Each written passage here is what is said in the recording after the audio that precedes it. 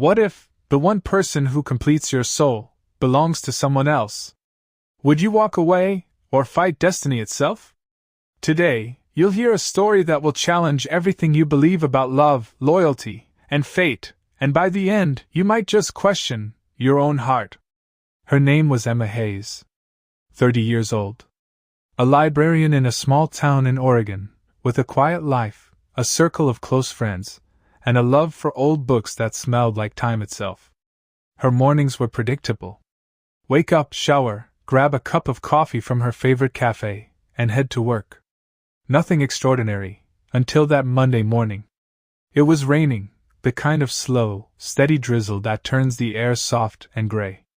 Emma held her umbrella in one hand, balancing her bag with the other, when she pushed the cafe door open. She almost collided with someone. A man. Tall, broad-shouldered, with rainwater glistening on his dark hair. He held a worn-out book in his left hand, his fingers resting on the cover like it was something precious. When Emma looked up, "Really like you. You two would get along." Emma's heart sank. Wife. That single word sliced through the moment like a blade. She forced a smile, nodding, pretending it didn't matter. But as he walked out of the cafe, the sound of his footsteps fading into the rain, something inside her whispered, "This isn't the last time you'll see him." For the next few days, Emma tried to push Adrian out of her mind. She told herself it was just a random meeting, nothing more. But the truth? Every time she poured coffee at home, she thought of the way he held his cup, like it was something worth savoring. Every time it rained, she remembered the way his eyes had looked in that dim gray light. On Thursday, the universe proved her wrong. She was at the library, stacking a row of returned books, when a familiar voice broke the quiet. "Excuse me. I think I'm lost." She turned. Adrian. He stood there. "She worries if I don't answer right away." There was no bitterness in his voice, just a simple statement. Emma nodded, trying to smile. "She sounds caring." "She is," he said, his voice quieter now. Then, almost reluctantly, he added, "We've been married 8 years. She's different from me. We don't always see the world the same way." Something unspoken lingered in the air. Emma didn't dare touch it. Before he left, he turned to her. "Coffee sometime?" "Just as friends."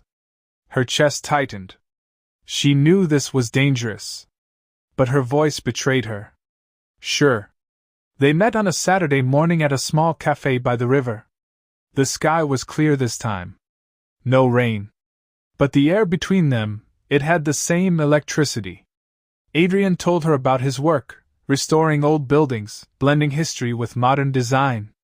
She told him about her love for books, for the quiet life she'd built.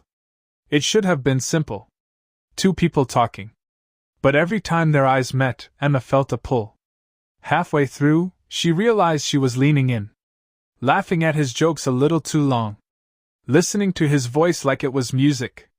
When they said goodbye, he hesitated. His fingers brushed hers, but every time she tried, he'd say something, a small kindness, a thoughtful message, that pulled her back in. One rainy night, Adrian showed up at the library just before closing. He looked different. Tired. Upset. "Can we talk?" he asked. They sat in the quiet corner by the window. He told her about the fight he'd had with his wife. About how they barely talked anymore. About how lonely he felt. Emma listened. And when he fell silent, she put her hand over his. It was the first time they touched with a woman who was dying, and yet, somehow, finding a second love he could never fully have. One evening, he called her from the hospital. "She's in pain," he said, his voice cracking. "I don't know how much longer she has." Emma didn't know what to say. "Do you want me to come?" "No," he whispered. She wouldn't understand. "But…" 3 weeks later, Claire passed away. The funeral was on a gray Saturday morning.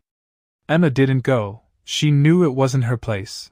But she lit a candle in her apartment, thinking of the woman she'd never met, the woman who had shaped the man she had fallen in love with. For a while, she didn't hear from Adrian. No texts. No calls. She told herself he needed space.